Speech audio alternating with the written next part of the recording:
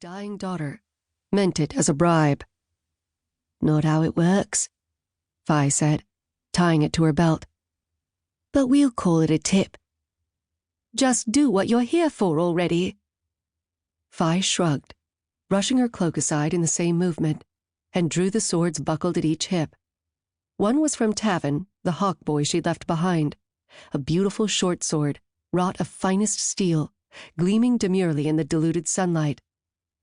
The other sword could barely be called such, an old battered blade, broken half through, its end no more than uneven jags.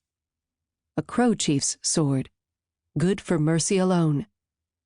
That sword had come from Pa, who she soon would have to leave behind as well. Fi didn't care to dwell on that. Instead, she held out both blades and asked, "Which do you want?"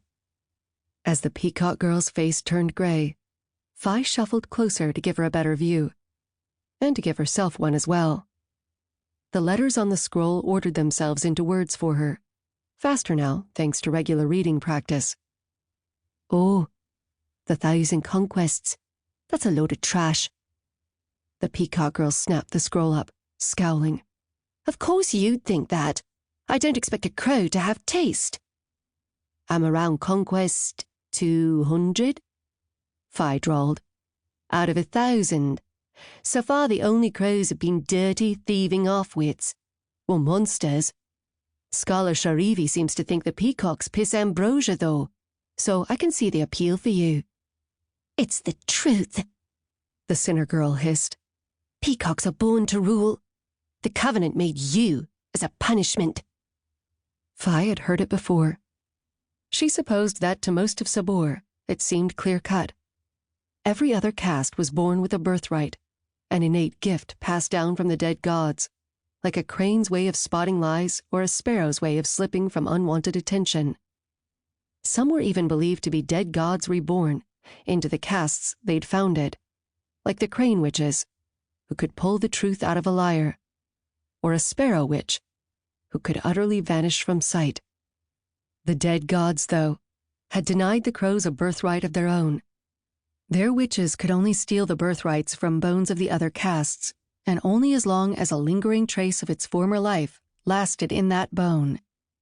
And as the only caste immune to the sinner's plague, their trade was cutting throats and collecting bodies. With all that, Fi didn't doubt the life of a crow sounded like a punishment to a high-born peacock. Most of Sabor believed dead sinners were reborn into the crow caste, so as to atone for whatever crimes had brought the plague down on them to begin with. And yet, she crouched on the dirt floor, setting her swords between her and the peacock. "Funny thing is, were I to think on which of us two the Covenant favors right now?" Fi tapped her cheek. "Reckon that's where the scholar Sharivi and I would disagree." Fi expected the peacock girl to sneer at her, to lash back. Instead, Niemi closed her eyes and raised a hand to the sinner's brand rash on her face. Her voice cracked. I suppose you're right." A tiny, cold scrap of guilt knotted in Fi's gut. Aye, she despised this soft, clean girl, and not merely because the girl despised her. Yet only one of them would leave this room alive.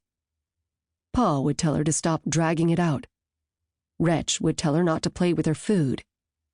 Instead, Fi asked, "Do you know why the Covenant picked you?" The peacock's lips pressed together. Her fingers shook as she pointed to the hawk sword. "I want that one." "Rich ones always go for the fancy sword," Fi mused. "You didn't answer me." "Just get it over with," the girl spat. Fi lifted the 1,000 conquests and began rolling it up. "Been about 5 years since crows passed through the lands of Governor Sakar, aye?" The parchment let out a particularly belligerent crackle. "Heard the last band didn't make it out of here. Most of them, anyway." The peacock girl said not. "A boy got away. Another chief found him, brought him to my pa. His name was Hangdog." Was. 2 moons since he tried to run from being a crow. 2 moons since he died on the steps of a